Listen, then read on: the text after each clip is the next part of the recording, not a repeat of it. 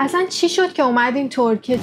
میتونم بگم اون جرقه اونجا خورد، چون که خب من از 17 سالگی کار کرده بودم. یه دفعه اینجا تهشه، یعنی من ازدواج کردم، بچه دار شدم، بشینم تو خونه بچه داری کنم. نمیدونم چی جوری شد، اما شد.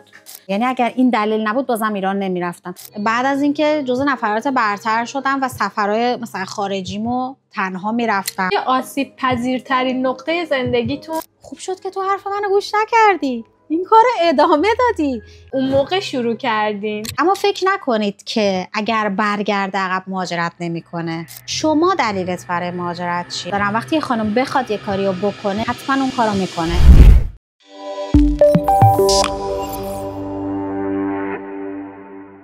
سلام، من عاطفه هستم. اینجا منو آتی صدا میکنن.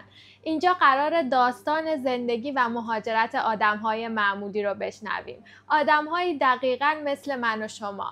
بعضی وقتا توی تاریک‌ترین نقاط زندگیمون شنیدن داستان زندگی یک نفر که اتفاقاً شبیه خودمونه چراغی میشه در مسیر زندگی ما. در کنار دوست عزیزم هستیم که امروز میخوان داستان خودشون رو برای ما تعریف کنن. سلام، چطورین؟ چطور شد که اومدین ترکیه؟ اول خودتون رو معرفی کنین و بعد برای ما بگین که چی شد که اومدین ترکیه. اول از همه ممنونم از اینکه دعوتم کردی. امیدوارم که کلی اتفاقات خوب با هم دیگه توی پیجت رقم بزنیم. مرسی، انشالله. و خیلی خوشحالم که بازم شاهد موفقیتات هستم. منم خودم معرفی کنم، مریم رسولی هستم و بیشتر از 15 ساله که مهاجرت کردم و اولین جایی که مهاجرت کردم ترکیه، استانبول. و دلیل مهاجرتم بیشتر به آینده پسرم فکر کردم مهاجرت کردم، ولی خب خودم هم دوست داشتم توی کشوری باشم که جای رشد داشته باشم. اصلا چی شد که اومدین ترکیه؟ چی شد که تصمیم گرفتین، جمع کردین و بلند شدین و اومدین ترکیه؟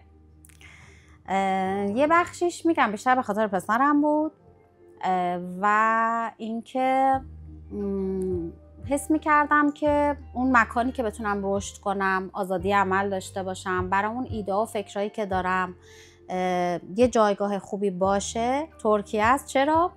چون که از مهاجرت میترسیدم مثل همه کسایی که مهاجرت میکنن و گفتم نزدیک دیگه 2 ساعت 3 ساعت راهه. اگر دیدم نشد سخته، حتی خونه و وسایلمون سر جاش بود که گفتم مگر نشد دیدیم نمیتونیم برمیگردیم، کاری نداره. آره دقیقاً، به خاطر اینکه ترکیه اومدنش آسونه ولی موندن سخته. خب شما چی شد که موندین؟ چی شد که از ترکیه خوشتون اومد؟ چه اتفاقایی افتاد اینجا؟ در اصل اگه برگردم به اون سالهای گذشته که موندن تو ترکیه خیلی راحت بود. چرا؟ چون که اون سالا ما تازه اومده بودیم، کارتای اقامتمون هر 6 ماه بعد تمدید میشد و ما بعد ورود خروج میزدیم. یعنی هر 3 ماه که تمام میشد عملا ما اقدام میکردیم و چمدونمون همیشه جلو در آماده بود که بریم ایران بریم و ما انگار که اینجا اومده بودیم مسافرت.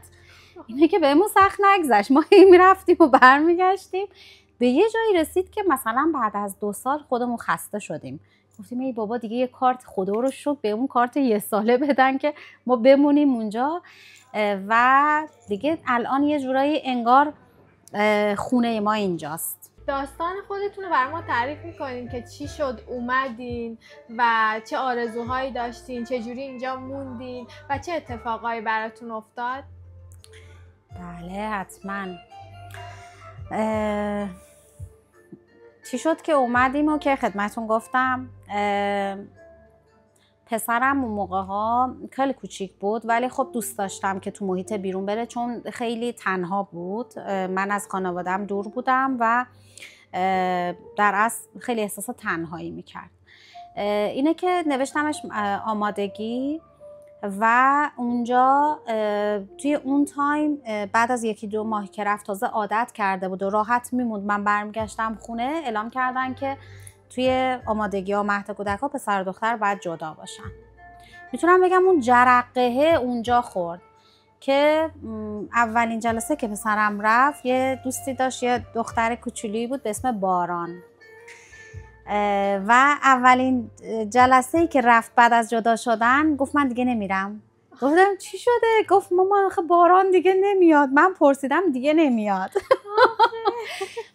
این یه جرقه‌ای تو ذهنم ایجاد کرد که شاید تا قبل از اون اینو احساس نمی‌کردم که بچه من الان که اصلا درگیر جنسیت نیست، دختر پسر، چرا باید الان ذهنش درگیر این قضیه بشه؟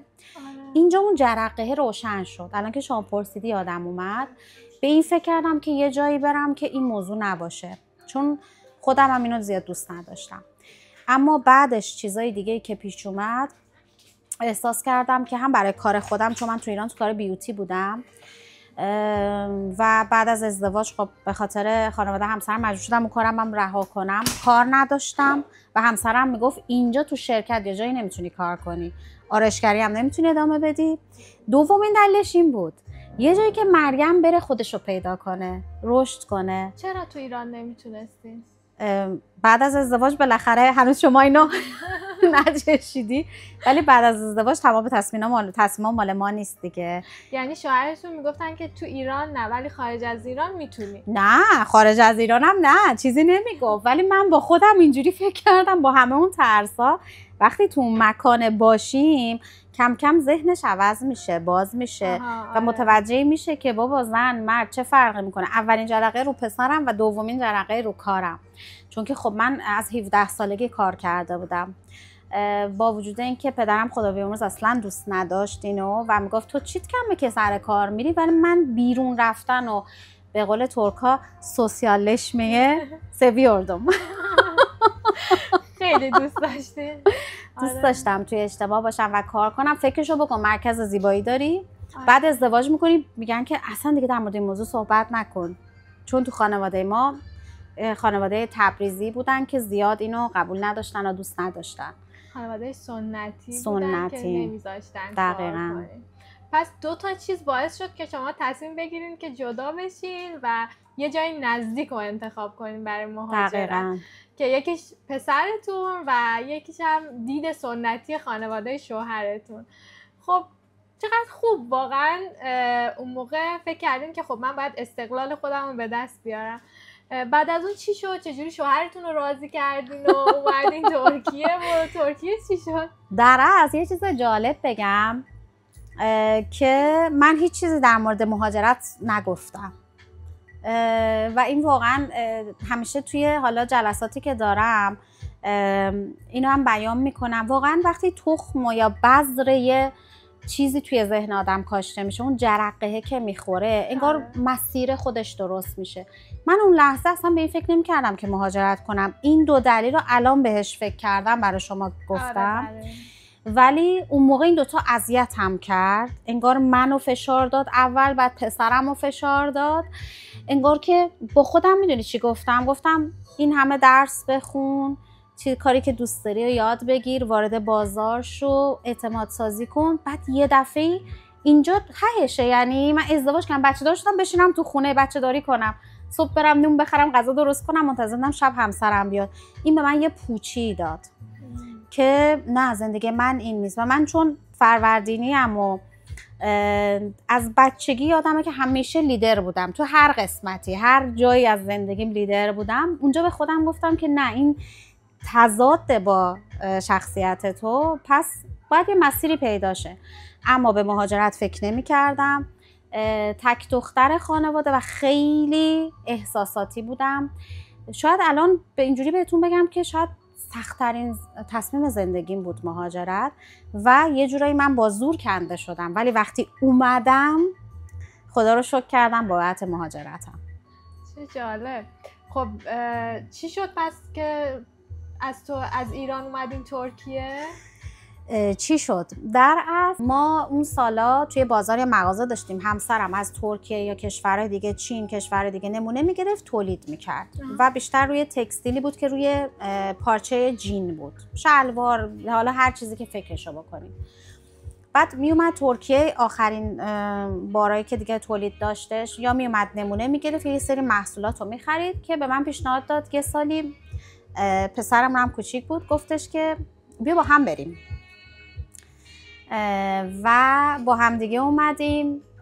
منم نظرم رو دادم و وقتی که برگشتیم به محض اینکه رسیدیم جلساش تموم شد و گفتش که ایده‌ای تو خوب بود. از اون بعد دیگه منو با خودش می آورد به عنوان مشاور و فکر میکنم سومی یا چهارمین باری بود که اومدیم اینجا به ما پیشنهاد کار شد توی شرکتی که خب دیگه باشون داشتیم کار میکردیم، نمونه میگرفتیم، حتی اینجا سفارش میدیم مثلا مون تولید میکردن.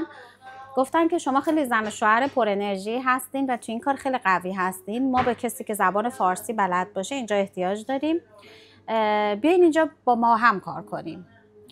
اون لحظه بازم من و همسرم بهش فکر نکردیم، گفتیم بابا مگه میشه بیایم اینجا چیکار کنیم، همین ما میایم جنسامون رو میگیریم میریم. ولی باور کنم الان دارم بهش فکر میکنم نمیدونم چی جوری شد، اما شد. و یه روز قشنگ یادم همسر از بازار اومد، یه سری هم خرید کرده بود، گذاشت جلو در، گفتش که نظرت چیه به اون پیشنهاد فکر کنیم؟ گفتم چطور؟ گفت امروز یکی از دوستام اومده بود، گفت داره میره ترکیه، میخوان اونجا تولیدی باز کنم، به من گفت تو هم بیا با هم دیگه کار کنیم. ذاتاً یه کار تو جیبمونه، این کارم دوباره پیشنهاد شده، بریم اونجا زندگی کنیم، بریم اونجا کار کنیم. و اینجا بگم که اصلا بهش فکر نکردم، خندیدم، گفتم بیا شام تو بخور، خیلی خسته ای. ولی واقعا این مسیر چیده شد و خیلی سخت بود اومدنمون، خیلی سخت بود موندنمون. اون موقع از این کارتای 2 لیری بود، من همش زنگ میزدم به ایران از این تلفنایی که بیرون بود و هی با خانواده حرف زدم، با پدرم حرف میزدم، خدا بیامرز با مادرم، چون که خیلی وابسته بودم. ولی فکر میکنم انگار که اون 6 ماه رفتن و اومدنه کارو واسه ما راحت تر کرد. خلاصه ما موندیم و بعد از 1-2 سال دیگه اصلا دوست نداشتم برم و آخرین باری که ایران رفتم، یعنی بعد از فوت پدرم، فکر میکنم 5-6 سال نرفتم تا پارسال که برای لانسمان کتابم دعوت شده بودم، برای این رفتم. یعنی اگر این دلیل نبود بازم ایران نمیرفتم. میرم ایران انگار رفتم یه جای مسافرت، میخوام برگردم اینجا خونمون، چون فکر کنم اصلا 15-16 سال دیگه اینجا زندگی کردیم، اینجا در از وطنمون شده، اینجا دیگه شده وطنتون و خونتون. خب چون که شما خونتون رو اینجا ساختین و اینجا پیشرفت کردین، خب پس شما اومدین ترکیه و بعد از 6 ماه رفت و آمد تصمیم گرفتین که کامل اینجا بمونین. خب این سختیاش چی بود؟ چی باعث شد که شما از اون کاری که توی تکستیل بود بیاین بیرون؟ اون سالا واقعا تکستیل اینجا خیلی خوب بود، چون هم ایرانی‌ها خیلی زیاد می اومدن و ما رو چون از بازار میشناختن. یه چیزی بگم، ما اصلا تو اون 2 تا کارا نرفتیم. 2 تا پیشنهاد کار بهمون شد. تو اولی که با هم دیگه اومدیم با دوست همسرم خونه گرفتیم، ولی خب دیدیم ایده هامون خیلی متفاوته، از اونجا از هم جدا شدیم. بعد اون شخصی هم که به اون پیشنهاد کار داده بود، شرایطش رو که وقتی اومدیم شرایطش رو یه جوری بهمون گفتش که مثلا همش ما باید تو رفت آمد می بودیم، چون که اونا اینجا در از شورومشون بود، تو چند تا شهر دیگه ما بعد میرفتیم میومدیم کنترل میکردیم و خب موقعی پسر کوچیک داشتیم، زبان بلد نبودیم. بعد به خودمون گفتیم، با خودمون صحبت کردیم، گفتیم که اگه تو هی بری من اینجا تنها میمونم، اگه من برم بچه چی میشه؟ گفتیم خب دنبال یه کار دیگه میگردیم. و خیلی جالبه که من پسرم رو رفتم برام آمادگی نوشتم باز اینجا که بره زبان یاد بگیره و اینجا اخت بشه. توی همونجا پیشنهاد کار و همسرم دادن، یه روز که پسرم رو برده بود و یه روزم توی محله به من یه نفر پیشنهاد کار داد که بیا مدیر فروش ما شو، چون خب من هم زبان انگلیسی بلد بودم، هم فارسی، هم ترکی. اون موقع دیگه ما رو خیلی دوست داشتن، می‌خواستن. پس شما یعنی اینکه زبانتون زبان بلد نبودین وقتی اومدین ترکیه، درسته؟ چی شد که زبان یاد گرفتین و اینقدر راحت کار براتون پیش اومد؟ یکی از سختی‌های مهاجرت به نظر من زبانه، چون که خیلی از کشورها 2 زبانه هستن، یعنی انگلیسی با زبان خودشونه و ما هم با همین دید وارد ترکیه شدیم. اون زمان خب ما سریالای ترکیه رو میدیدیم و گوش هم خیلی آشنا بود، ولی اصلا ترکی بلد نبودم و خانواده همسرم ترک زبان بودن، با هم که ترکی حرف می‌زدن من گوشامو تیز می‌کردم، می‌دیدم اصلا شباهتی به اون فیلمه نداره، خدای ترکی چه زبان سختیه. و گفتم اشکالی نداره، حالا اونجا که رفتیم من انگلیسی صحبت میکنم و شوک اصلی اینجاست. زم تو دهنش اینا هی میره درم ول میکنه که بعد از 4 ساعت بسته بشه. از ادامهش بگم میبری آره. دیگه. از هواپیما پیاده شدیم. بعد به همه میگفتم که کسایی که میدیدم اونجا میگفتم WC، میگفتن نه گفتم WC. خلاصه فکر کن در اول ورودم گفتم خب شاید اینا بلد نیستن. اما اون موقعی که ما اومدیم هم ایرانی‌ها زیاد اینجا واسه خرید می اومدن، هم خیلی واسه بیزینس می اومدن و اکثر جاها پشت شیشه‌شون زده بودن که فارسی زبان میخوان. فارسچه بیلن المان روز. اینه که ما خیلی سریع کارو پیدا کردیم، ولی ارتباط گرفتن باهاشون و مثلا تو شرکتی که رفتم چون یه شرکت بین المللی بود اونجا انگلیسی حرف میزدم. خدا رو شکر مثلا مدیرمون و کسایی که اونجا کار میکردن اونام چون یابانجی بودن، مثلا یه عرب بود اونم انگلیسی بلد بود. اینکه من اونجا تونستم حرف بزنم، اما از کجا ترکی یاد گرفتم دیدم که هیچی متوجه نمیشم و پسرم خیلی داره اذیت میشه، با کسی نمیتونه ارتباط بگیره، نمیتونه بازی کنه. بعد یه روزی یه چیز جالب بگم که این همیشه یادش هست، بهم میگه اینا بعد خوراکی میبردن مدرسه و هر روز یه چیزی میبردن در مورد اون صحبت میکردن، شعر میخوندن و اینا، و من همیشه اشتباهی یه چیز دیگه میذاشتم، مثلا یه چیزی خودم میذاشتم. یه روز پسرم گفت مامان بیا از معلممون بپرس مثل اونا بذار. بعد میخواست این خانم معلم به من نارنگی رو توضیح بده، هی میگفت ماندالینا، گفتم لیمو. خلاصه سرتون رو در نیارم، اونجا به خودم گفتم ای بابا چقدر زشته برم زبان یاد بگیرم. و اون روز شروع کردم با پسرم زبان یاد گرفتم. پسرم 2 سالش بود، 2 سال خورده ایش بود. با همدیگه میشستیم کارتون پپر رو میدیدیم و من نوت برمیداشتم. فکر کن از صفر هیچی بلد نبودم شروع کردم و 6 ماه بعد کج و کله نه مثل الان ولی صحبت کردم. ولی میتونم بگم سخت‌ترین چیزی که توی مهاجرت هستش همین زبان. اگر کسی قصد مهاجرت داشته باشه خیلی خوبه که با برنامه قبلش حتی رو زبانش کار کنه، یاد بگیره بعد بیاد. مثلا اگه همسر من ترکی بلد نبود چون ترک زبان بود راحت‌تر تونست کار پیدا کنه و اخت بشه. واسه خود آدم هم خیلی سخته، چون هر کاری میخوای یه خرید معمولی هم بکنی نمیتونی صحبت کنی، نمیتونی شخص مقابلتو بفهمی. اینه که اولین چیز هر کسی هم من میپرسه من میخوام مهاجرت کنم میگم کدوم کشور؟ زبانشو بلدی؟ زبان خودشونو یاد بگیر هر جای دنیا. آره درسته. خب شما پس زبان رو بعد از 6 ماه یاد گرفتین که اومده بودین ترکیه، پسرتون هم میرفت مدرسه و شوهرتون هم توی شرکت تکستیل کار میکرد، درسته؟ بله. خب چی شد که زندگی شما به سمت کار خودتون و مستقل بودن خودتون رفت؟ در اصل یکی از عقیده های من اینه که هر نقطه شکستی توی زندگی اونجا که دردت میگیره جای رشدته و اون 2 تا شکستا باعث شد من بیام اینجا و من توی این شرکت خیلی خوب داشتم کار میکردم. اون موقع ها حقوق من 2 برابر حقوق همسرم بود، چون ما یه جایی بر خیابون بودیم و من فروش در اصل عمده میکردم، بچگونه فروشی که با تکستیل ایتالیایی در اصل بودش. بعد هر کسی که از بازار میومد یا مثلا از ایران میومد ما رو میشناختن دیگه، میشست پشت اون میز موقع رفتن کل پولش اونجا تموم میشد.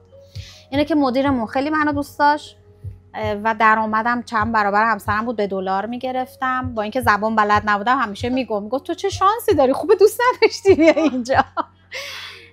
اما چی شد که کار خودم رو شروع کردم؟ بعد از یه مدتی که کار کردم، خب ما اینجا میدونی دیگه یکی از چیزایی که خیلی مهمه اجازه کار بیمه‌مونه که خب شرکت هایی که ترک هستن برای یابانجی‌ها دوست ندارن این کار انجام بدن چون هزینه اکسترا واسهشون داره. اما از اونجایی که من تو جایگاه خوبی بودم مدیرم گفت من این کارا رو واسهت میکنم، اما هر ماه به تعویق مینداخت. هی میگفت ماه دیگه، این ماه پسرم از اروپا اومده، این ماه خونه واسش خریدم، میخواد زن بگیره. خلاصه دیدم که نه پیش نمیره، اما بودم جام خوب بود و داشتم کارمو میکردم چون نزدیک خونه‌مون بود. ساعت نهاری میرفتم پسرم هم مدرسه میگرفتم باش میرفتم خونه نهار میخوردم.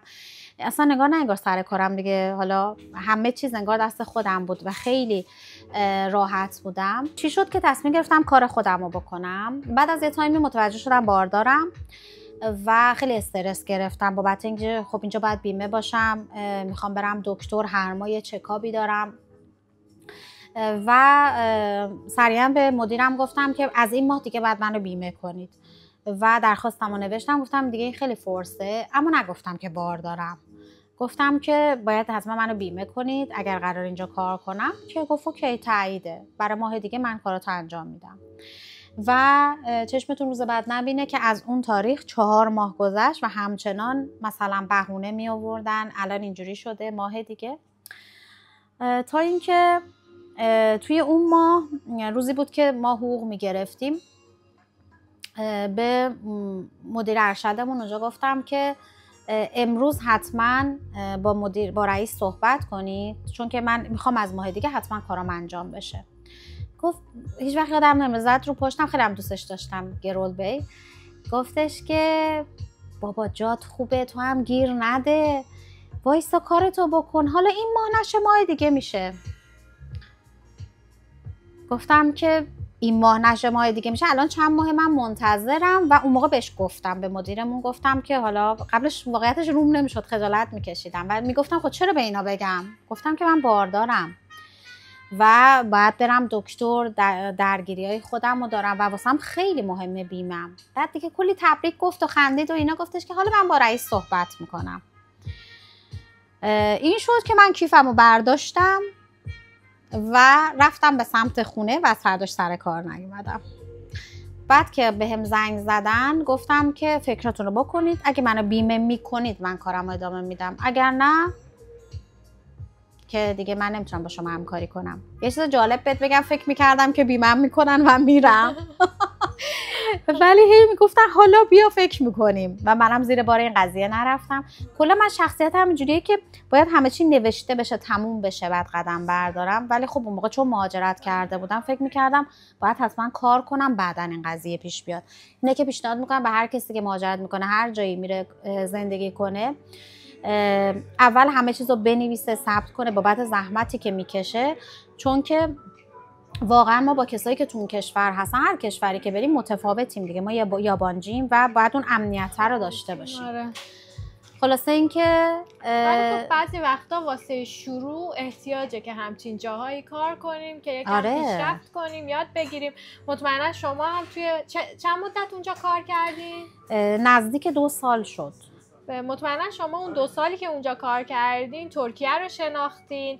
درسته که حالا بیمه نداشتین ولی خب ترکیه رو شناختین، با فرهنگ آشنا شدین، زبانم خیلی خوب شد. زبانتون خوب شد. فکر می‌کنم بعضی وقتا برای شروع اینجور کارا واقعا احتیاجه و همه ماها که مهاجرت کردیم خیلی وقتا این چیزا رو به جون خریدیم برای اینکه بتونیم خودمون رو با شرایط آداپته کنیم دیگه. آره دیگه، مثل کارآموزیه. آره دقیقاً. آره راست میگی، درسته. گاهن بودن توی محیط خیلی کمک میکنه آدم زبان یاد بگیره. مثلا من خیلی سریع زبان یاد گرفتم چون خودم یعنی یه حس بدی بهم دست داده بود که چقدر بده من مثلا با این سنم نمیتونم ارتباط بگیرم و رفتم واقعا براش وقت گذاشتم. مثلا میبینم افرادی که مهاجرت میکنن میگه من 3 سال اینجام هنوز نمیتونم صحبت کنم، خیلی واسم دور از ذهنه. میگم چطور تونسته؟ میدونی، یعنی خاله شاید این شخصیت من اینجوریه ها، ولی خب خودم جزء چیزایی که الان شده تو اولویت. به قول شما اون کارآموزیه میتونه خیلی کمک کنه بهمون اگه تو جای درست باشیم. اما خب اگر کسی بخواد ترکیه بیاد، اگه زبان بلد نباشه کارم پیدا نمیکنه. دقیقاً. خب پس به جای رسیدیم که شما 2 سال توی ترکیه توی شرکتی بدون بیمه، بدون اجازه کار کردین و بعد که حامله چند ماه حامله بودین؟ 4 ماه حامله بودم که دیگه رها کردم کار. 4 ماه حامله بودین که تصمیم گرفتین که کار رو رها کنید، یا با بیمه و اجازه کار یا کار نمی‌کنم. خب بعد از اون چی کار کردین؟ بعد از اون هیچی، رفتم نشستم تو خونه و با خودم دوباره رفتم سر اون نقطه اولیه که چی شد؟ مهاجرت کردی، اومدی، سختی کشیدی، انقدر دوری و واقعا مهاجرت بزرگترین قسمتشون از دست دادگیامونه و ما فکر میکنم تا دقیقاً 2-3 سال خونمون، وسایلامون، ماشینمون تو پارکینگ، یعنی همه چیزمون سر جاش بود. یعنی حتی مثلا خانواده همسرم هر وقت صحبت می‌کردیم حالا هوا میگم اگه الان دلتنگین برگردین، همه چیزتون اینجا هست، بیاین ما هم کمکتون میکنیم. اما یه چیزی جلوی اون ترسه به من میگفتش که نه، اگر قدم برداشتی قراره اتفاقات خوب بیفته. و البته اینم بگم که تو شرایط خیلی سختی بودیم، چون که خب خود بارداری یه ذره هورمونای آدم به هم میریزه، استرس پیدا میکنه آدم، و یه کسی که قبلا کار کرده باردار میشه و بیکار میشه. خیلی شرایط سختی بود. ولی شوهرتون سر کار میرفت، درسته؟ آره سر کار میرفت، منتها من یه اخلاق بدی که داشتم، از وقتی که خودم رو شناختم مثلا به پدرم هم نمیگفتم مثلا به من پول تو جیب بده، بنده خدا مثلا خودش میگفت چیزی لازم داری مثلا خرید میکرد، یا مثلا پول رو بهم میداد، مامانم بهم میداد. یه جورایی همه به من میگفتن که مریم خودش مرده. اینم خیلی بد بودا. آره مثلا اینو میگفتن، منم حالا ذوق میکردم وای من مردم، ولی الان میگم که چرا مریم چرا باید مرد باشه. اینه که وقتی که دوباره از کارم بیکار شدم سخت‌ترین روزای زندگیم بود. چرا؟ چون که باردار بودم. بعد من مثلا فکر کن توی مغازه کار کرده بودم که بچگونه فروشیه و تکستیلش یعنی پارچهش از ایتالیا میومد، جنسای خیلی لطیف نرم. موقع به بچه فکر نمی‌کردم، ولی به هر کی که میفروختم میگفتم وای این بچه تنش میکنه، من ذوق میکردم براشون و دوست داشتم برم اونا رو بخرم، مثلا برای خودم خرید کنم. پول نداشتم، به همسرم هم نمیگفتم، نه اینکه پول نباشه ولی من عادت نداشتم. مثلا گفتم اگه این پولو میده مثلا برای خرج خونه است و برای پسرمونه. اینه که خیلی اونجا خیلی زجر کشیدم، خیلی اذیت شدم که اینجا دیگه نمیتونم کاری کنم، باردارم هستم، کسی دیگه منو سر کار نمیخواد. چون عملا یه زن وقتی بارداره تو کشورهای دیگه باید بره استراحت کنه، مخصوصا تو ماهای آخر. اینجا اون جرقه خورد، گفتم که الان مریم چی کار میتونی بکنی؟ خب تو آرایشگری بلدی، تو کار بیوتی بودی، اینجا دیگه همسرت هم یه ذره عوض شده، اون فشار از طرف خانواده همسرم نیست، برم این کارو بکنم. و دنبال این گشتم که کجا میتونم برم آموزش ببینم. اینجا سری آموزش‌های رایگان بود به اسم، حالا اسمشو نمیدونم میتونم بگم یا نه، اسمک، آمار شهرداری. آره. آموزش‌های رایگان شهرداری بود. آره. که نزدیکترینشو چون باردار بودم نمیتونستم زیاد در رفت آمد باشم، شروع کردم اونجا رفتم و اولین دوره هام که تموم شد، حالا خیلی نمرام خوب شد، اونجا مربیم گفتش که ادامه بده و مکان واسه خودت باز کن، چون تو ایرانم کار کردی. اینجا دومین سختی کارم ایجاد شد که من همه مدرکامو گرفتم، داشتم رفتم برای آزمون کافالیک، متوجه شدم که ایرانی‌ها نمیتونن به تنهایی اینجا مکان باز کنن، باید یه ترک باز کنه، من با مدرکم کنارش باشم. اینجا دوباره به 2 قطعه نصف شدم و گفتم ای وای این همه وقت گذاشتم، حالا چی کار کنم؟ همیشه اینجوری بهت بگم از اول زندگیم تا الان جلوی هر ترسی که ایجاد شده من کم نیاوردم. اون لحظه میشینم و میگم که الان چیکار میتونی بکنی و قدم بعدی رو برمیدارم. این شاید دلیل موفقیتم تو مهاجرتم بوده و از همم میپرسیدم اون موقع که مثلا تو چیکار میکنی، این چیکار میکنه، مثلا به یه جورش هم تحقیق میکردم که با توجه به شرایط خودم چه کاری میتونم انجام بدم. یکی از همسایه‌مون بهم گفتش که من کار اوریفلیم انجام میدم، یه شرکت سوئدیه که میتونی تو خونه کار کنی، درآمد داشته باشی. من تجربه نتورک رو تو ایران داشتم ولی نمیدونستم که اینم نتورکه. بهش گفتم که نه، حالا من اینجا کسی رو نمیشناسم، زبان بلد نیستم، چیکار کنم؟ باید برم بیرون جنس بفروشم، چون میدیدم این خانمه میره بیرون.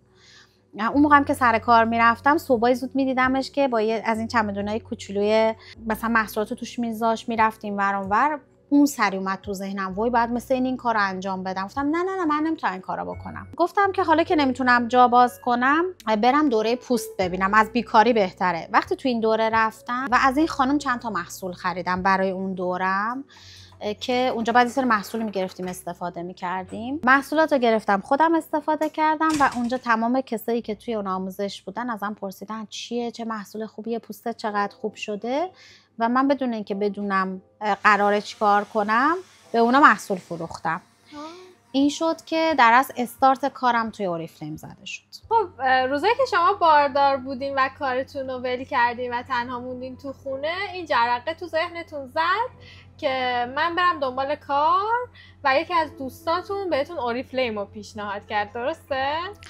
آره دقیقاً. یعنی هنوز پسر دومتون به دنیا نیومده بود؟ نه نیومده بود.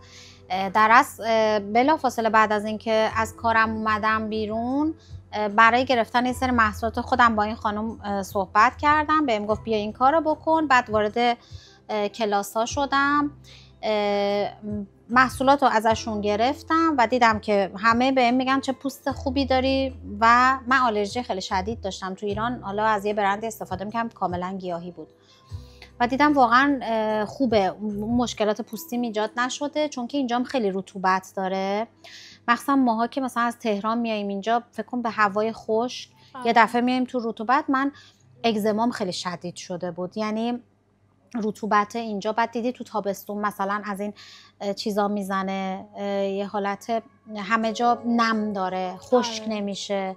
حیوانای مثلا اونجا اولین خونه‌ای که گرفتیم یه خونه مبله گرفتیم که اون کسی که تو خونه قبلا بود یه عالمه گربه داشت و فکر کنم من آلرژی دارم، اگزما دارم، بعد مثلا بیماری مد کرده بود.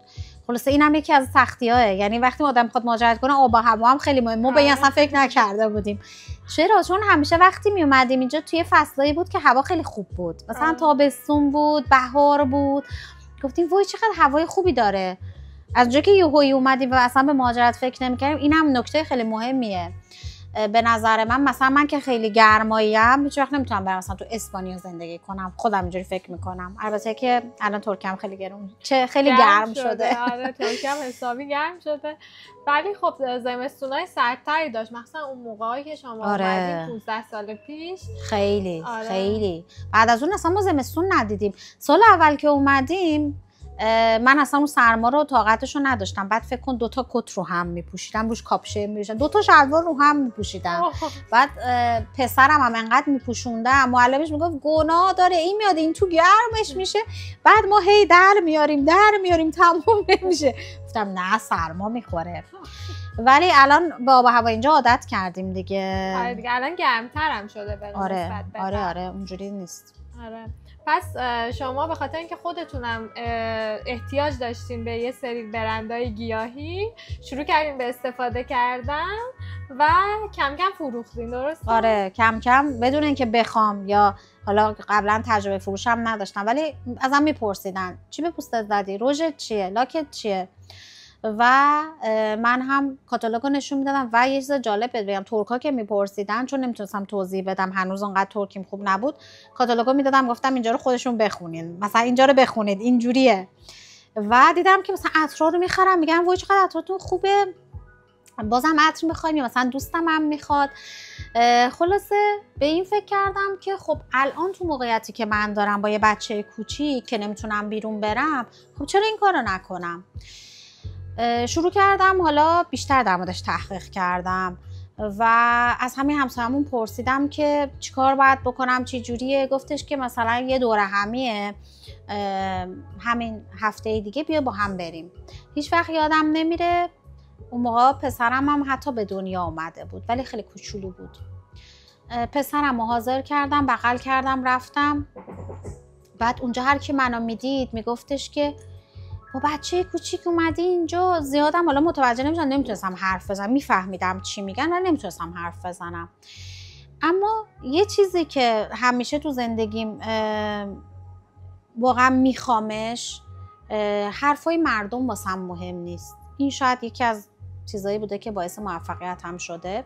حتی کسایی که اینجا منو میدیدن میگفتن که این بچه کوچولو مریض میشه، نمیدونم هوا سرده هوا گرمه. میفهمیدم چی میگه ولی جواب نمیدادم، میخندیدم. شاید به خاطر اینکه بلد نبودم. یا دیدی میگن که توی یه کاری میخوای موفق بشی کر و لال باش. شاید این باعث موفقیت من شد. اینه که متوجه میشدم ولی جوابشون رو نمیدادم و میگفتم که اینا ترکن، اینا موقعیتشون با ما فرق میکنه. و در کنار پسرم، من الان 11 ساله که تو کار اوریفلیم هستم و پسر کوچیکم هم 11 سالشه و خیلی وقته که جزو نفرات برتر هستم توی اوریفلیم. هر اتفاقی که میفته، هر اتفاقی که بیفته، اون تعهد مسئولیته که من توی این کار دارم و یه سری خانم‌هایی هستن که من یه روزی تو نقاط شکستم رشد کردم و اونا وقتی میشکنن میان و میخوان به یه چیزی برسن، استقلال مالی، موفقیت، ثابت کنن خودشونو به خودشون، اعتماد به نفس، مهاجرت. توی این سالا خیلی از طریق این کار مهاجرت کردن، چون یه کار فریلنسه، هر جای دنیا بری با یه گوشی کارتو میکنی و پول در میاری. اینه که خیلی دوست دارم این کار رو، چون همیشه به این فکر میکردم که یه کاری انجام بدم که کمک کنم، مخصوصا به هم نوعای خودم، چون که با توجه به زندگی نامه خودم که گفتم خانوما واقعا توی هر نقطه از زندگیشون یه جاهایی نمیتونن خودشون تصمیم بگیرن، یه عوامل دیگه ای تاثیر داره و مجبوریت هایی هست. اینه که بعد از مهاجرتم، بعد از اینکه وارد این کار شدم و بعد از اینکه جزو نفرات برتر شدم و سفرهای مثلا خارجیمو تنها میرفتم، یعنی یه جوری بهت بگم که اولین ها رو توی خانواده همسرم و خانواده خودم من انجام دادم و اینو خیلی دوست داشتم. چقدر قشنگ. و این خیلی قشنگه که شما توی آسیب پذیرترین نقطه زندگیتون که باردار بودین، یه بچه مدرسه‌ای داشتین، اون موقع شروع کردین دقیقا. و پیشرفت کردین و هیچ چیزی جلوی شما رو نگرفته. خیلی جالبه. بعد از اون و شما یواش یواش توی اورiflame پله پله طی کردین و الان جزو مدیران برتر اورiflame هستین و خیلی ها دارن از شما الهام میگیرن، کارشون رو شروع میکنن.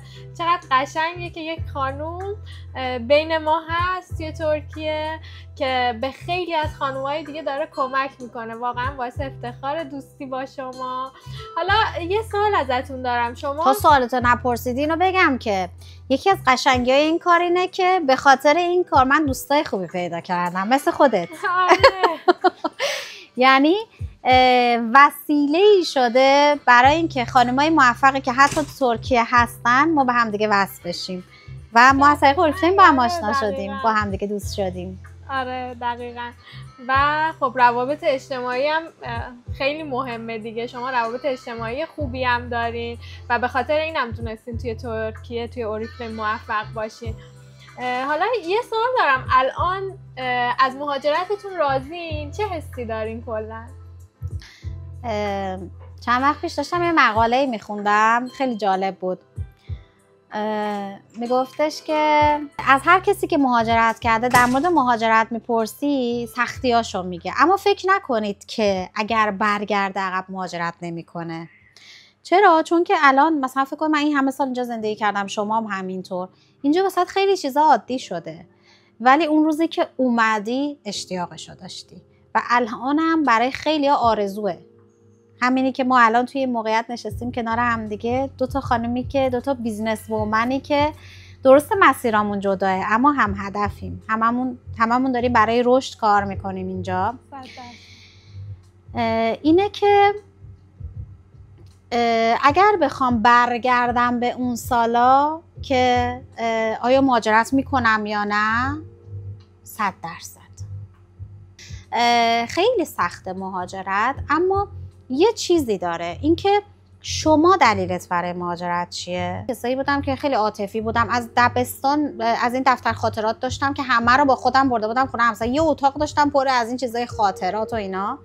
وقتی داشتم می اومدم اینا رو باز تو جعبه قایم کردم و فکر کن سال 5 که رفتم خونمون رو بفروشیم وسایلمون رو بفروشیم اون موقع دیگه ریختمشون دور، ولی دونه دونه اشک ریختم، خوندمشون.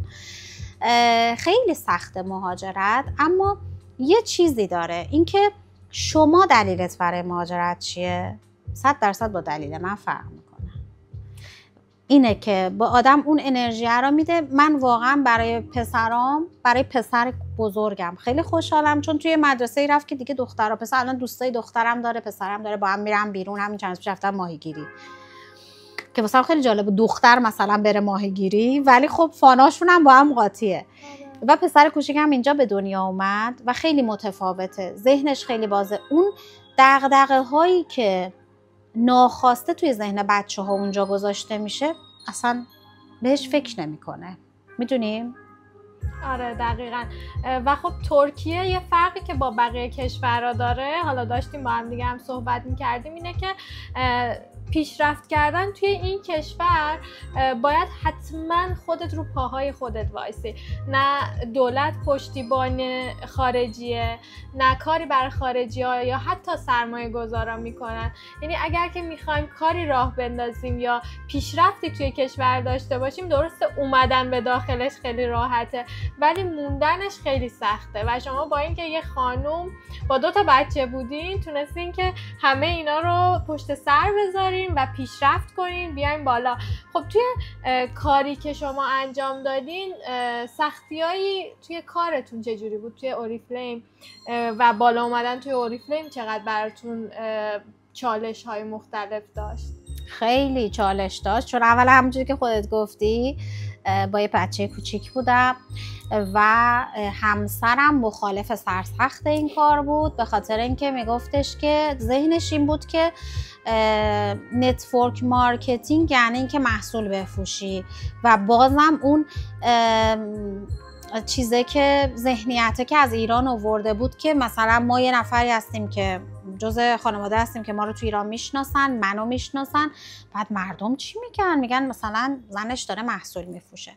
با این ذهنیت نمیذاش من کار کنم. یه چیز جالب بهتون بگم که یواشکی کار میکردم. پسر بزرگم که هم مدرسه میومد، اون همسایه‌مون که بود دقیقاً پنجره بالکن ما رو به آشپزخونه اونا باز میشد.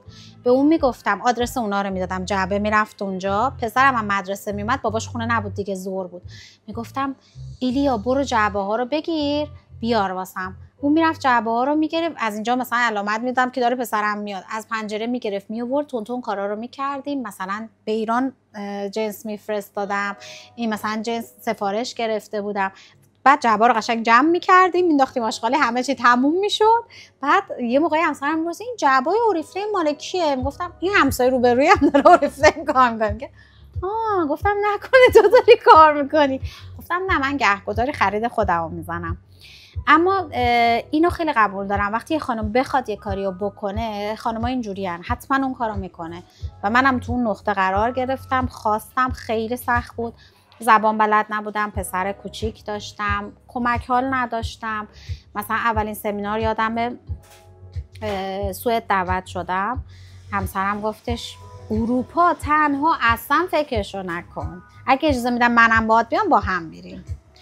فکر کن اولین سفرم بود و خیلی دوست داشتم برم، کلی واسم چالش داشت، اما رفتم. هیچ وقت یادم نمیره این سفر، یکی از سفرهایی که هیچ وقت یادم نمیره، چون که همون اولیه است دیگه. نه اولیه دیدی همیشه تو ذهن آدم، نه اولین بچه، اولین سفر.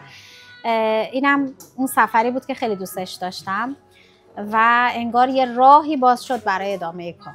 حالا جالب اینه که من توی همه ایونت ها و همه جا دیدم که همین شوهرتون که اوایل مانع کارتون میشده الان بزرگترین حامیتونه و همه جا در کنارتونه و کمکتون میکنه توی کارا. آره درسته. منم در کمال ناباوری به کارم ادامه دادم، حالا با مخالفت هایی که کرد، حتی برای ارسال بار به دوستاش سپرده بود که جنسای خانم منو به ایران نفرستید، اما به کارم ادامه دادم. چون باز اینم مثل همون مهاجرتم، میگفتم که یعنی اعتقادم اینه اگر یه اتفاقی تو زندگی میفته اتفاقی نیست. دیدن شما اتفاقی نبوده که من و شما امروز اینجا هستیم. آره. یا اینکه مهاجرت هم اتفاقی نبوده، قرار بوده اتفاق خوب بعد، یعنی همیشه منتظر اتفاق خوبی بعد از یه اتفاقی هستم. اینه که تو این کارم گفتم که اگه من واردش شدم پس قرار اتفاق خوب بیفته، باید براش تلاش کنم، با تمام اون ترس‌ها، با تمام اون انگار که یه جاده مه‌آلودیه که پشت ماشین داری میری، جلوتو نمیبینی اما میدونی که مقصدت مثلا یه جای خوبیه که دوستش داری. من زندگی رو اینجوری میبینم همیشه و تلاش میکنم، میدونم که اگر توی یه مسیر قرار گرفتم حتما قراره یه جای خوب بهش برسم. اینه که اونجام ادامه دادم، کار کردم و حالا حتی اولین جایی که دعوت شدیم جز نفرات برتر همسرم اومد، چون که مثلا اوریفلیم همیشه بهترین هتل‌ها و لوکس‌ترین هتل‌ها تو کشورهای مختلف هر جایی که رفتیم دیگه یه جوری شده بود که میگفتش که الان برای سفر بعدی چیکار باید بکنیم، بکن با هم دیگه بریم.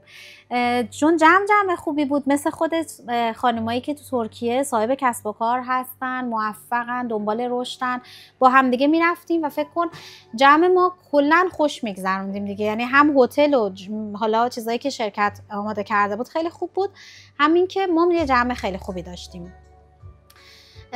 و یه جایی اینم واقعا میگم برای خانمایی که خیلی زود رها میکنن، خیلی زود منصرف میشن از هدف خودشون حتی، و خیلی میشنوم متاسفانه که میگه من ادامه نمیتونم بدم. چرا؟ چون همسرم پشتم نیست، چون مادر پدرم منو نمیبینن، چون هیچکی منو تشویق نمیکنه. به نظر من اینا اصلا چیز مهمی نیست. باید آدم از درون خودش کارو بخواد. و یه نقطه مثبتی که همیشه تو ذهنم هست و اینو همیشه میگم برای خانمایی که منتظرین هستن که یکی ببینتشون و تشویقشون کنه، من این همه سختی کشیدم، واقعا با سختی به اینجا رسیدم. هیچ موفقیتی راحت نیست. من میگم که رفتم رسیدم، نفر برتر شدم، اما شما میدونی که هر کاری سخته خودشو داره. هیچ چیزی شانس و اتفاقی نیست. واقعا هر کسی رو آدم میبینه موفقه باید بدونه که سالها پشتش رنج کشیده، شکست خورده، سختی کشیده، اما ادامه داده، موندن تو اون مسیر موفقش کرده.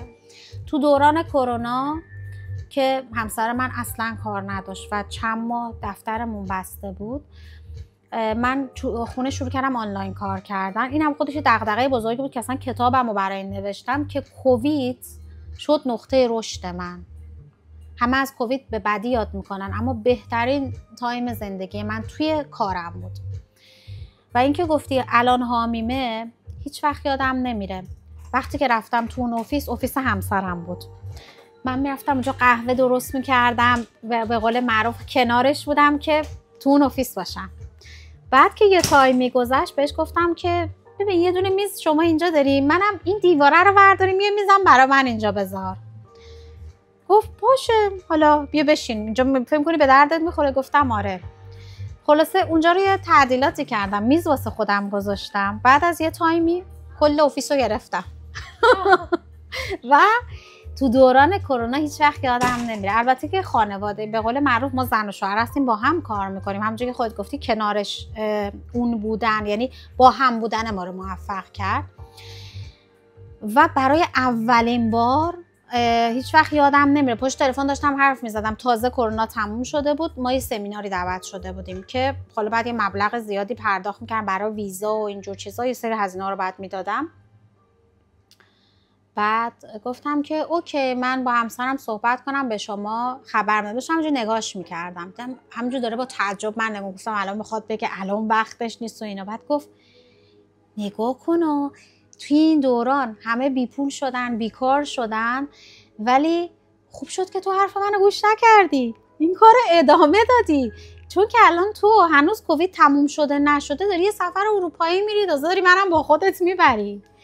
این جمله همیشه تو ذهن خودم هست. هر وقت به چیز سخت فکر میکنم میگم که یاد این جمله میافتم. خوب شد به حرف من گوش ندادی. خوب شد به حرف بقیه گوش نکردم. آره. خوب شد به حرف تو گوش نکردم، چون که آدما اون لحظه نظر خودشونو میگن. مهاجرت نکن سخته، خونه‌تو عوض نکن اینجا جات خوبه.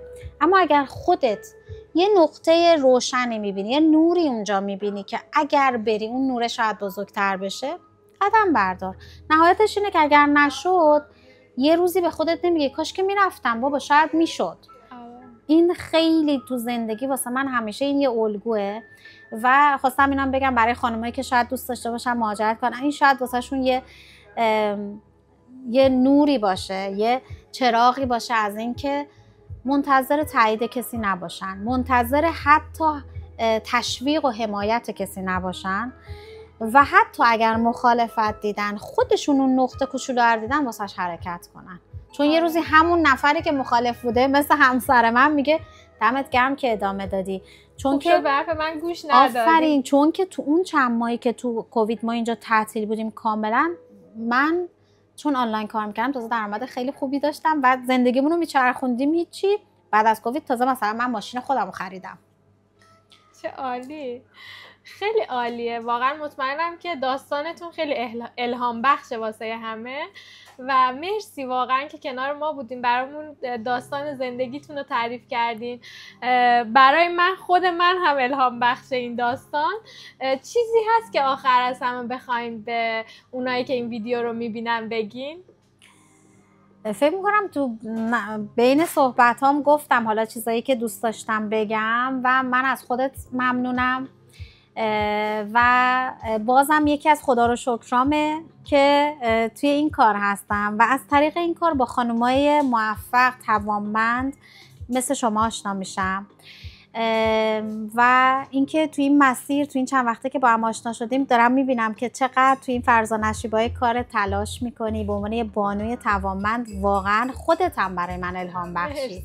اینکه امروز من اینجا دعوت کردی، حالا تو مکان خودت، اینکه بیزینس خودت رو داری بزرگتر میکنی، باعث افتخاره و با عشق اومدم کنارت هستم و افتخار میکنم با خانمایی مثل شما که شما هم تنها مهاجرت کردی. جا داره که اینجا در مورد شما یه کوچولو بگیم.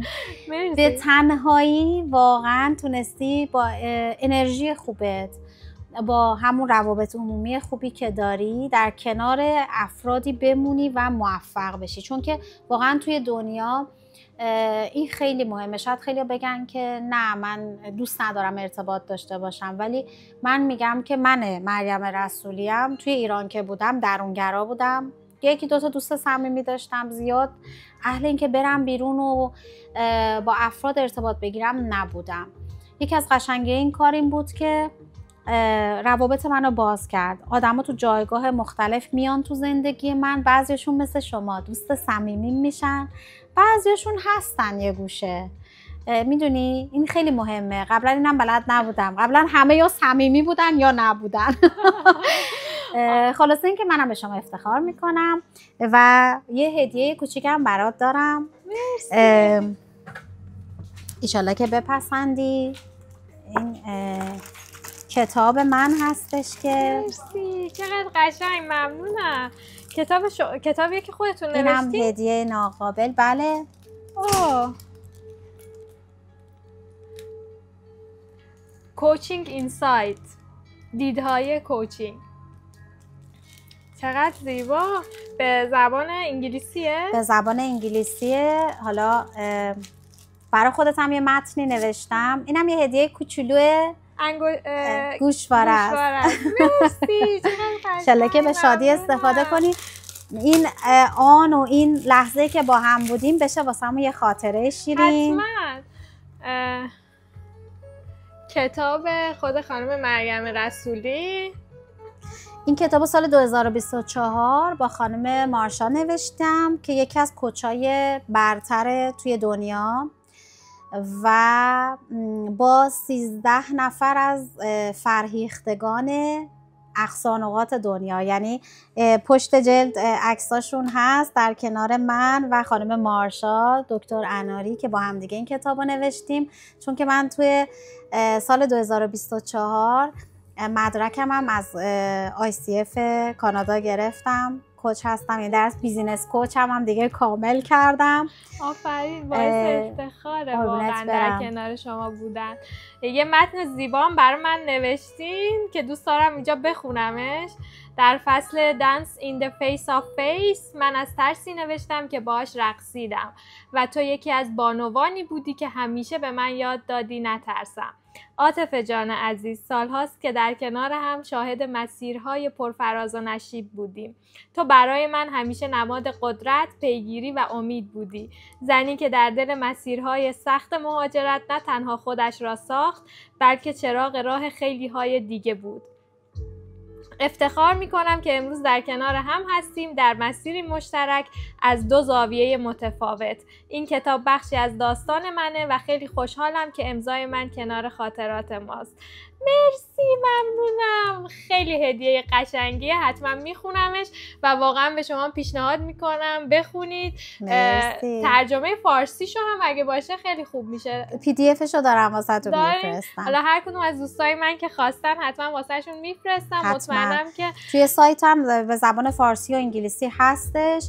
در لینک این کتاب به زبان انگلیسی اینه که خب خانم مارشا انگلیسی زبان هستن. کتاب ما توی کانادا چاپ شده و توی آمازون بعد از 1 ماه جزو پرفروشترین کتاب ها شد و حالا اونا رو همه رو تو پیجم گذاشتم. و یکی از چیزایی که خیلی دوست داشتم حالا نوشتن کتاب بود. چرا؟ چون که این واقعا ثبت میشه. این لحظه الان داره اینجا ثبت میشه و همیشه تو پیجت میمونه. خیلی قشنگه. ولی واسه کساییه که شما رو میشناسن، منو میشناسن، یا شاید اتفاقی خواست خدا باشه یه دفعه‌ای وارد چند تو پیج شما ببینن. ولی کتابی که توی آمازون PDF هست و خیلی ها میتونن ببینن و اینو خیلی دوست داشتم انجام بدم.